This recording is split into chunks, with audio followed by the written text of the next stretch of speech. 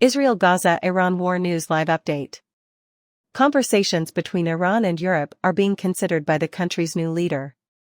While accusing European nations of abandoning their pledges to lessen the burden of U.S. sanctions, Iran's incoming president Masoud Pezeshkian expressed optimism about the prospect of better relations with those nations.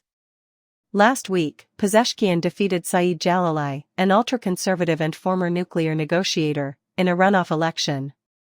In an effort to bring Iran out of its isolation, the 69-year-old has advocated for constructive ties with Western nations and is in favor of restarting the nuclear agreement that Iran and global powers reached in 2015 as a result of the United States' 2018 unilateral withdrawal from the deal and subsequent reimposition of sanctions. Iran has become progressively less committed to the pact's conditions. Iran claims its nuclear program is for peaceful reasons, and this deal sought to limit that program. Writing for Friday's English-language Tehran Times, Pezeshkian stated that European governments vowed to attempt to preserve the 2015 deal and lessen the impact of U.S. sanctions after the U.S. withdrew from it. Pezeshkian claimed that European countries have broken all of these promises. "I am eager to resume fruitful discussions with European nations in order to rectify our relations and return them to a level playing field, characterized by mutual respect and equality, notwithstanding these errors." He claimed that if Europe would just put aside self-arrogated moral supremacy paired with fabricated problems that have plagued our relations for so long, then the two countries might find many avenues of collaboration. Paid listing.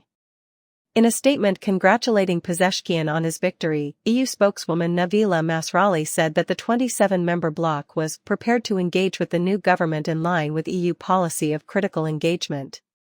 Originally scheduled for 2025, the ultra-conservative President Ebrahim Raisi's death in a helicopter crash forced an election on July 6.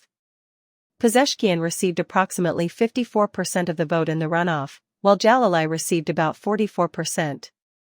A little under half of Iran's 61 million people participated in the runoff.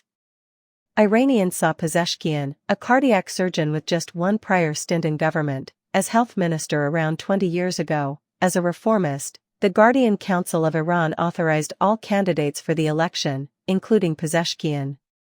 America needs to face reality. Ayatollah Ali Khamenei, Iran's supreme leader, has ultimate say over all significant policy matters. Iran committed to halting nuclear development in exchange for the easing of severe international sanctions under the 2015 deal. Paid listing. Iran started slowly backtracking on its accord obligations after the U.S. withdrew and reimposed sanctions. Before taking the oath of office on July 30, Pezeshkian stated, "The United States also needs to face the fact and comprehend, once and for all, that Iran does not, and will not, respond to pressure." All parties involved in the 2015 Iran nuclear deal agreed that it was the best method to prevent the Islamic Republic from acquiring nuclear weapons, a claim that Tehran has consistently refuted.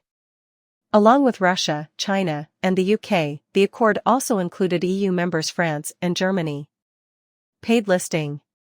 Iran accused the European nations of being passive as they attempted to save it. To avoid further isolation, Iran under Raisi sought better relations with Russia and China while healing relationships with Arab neighbors, primarily Saudi Arabia. Pezeshkian expressed his anticipation to cooperate more extensively with China and referred to Russia as a valuable strategic ally in his article. He expressed Iran's eagerness to work with Turkey and its Arab neighbors to strengthen trade and economic ties and face mutual issues.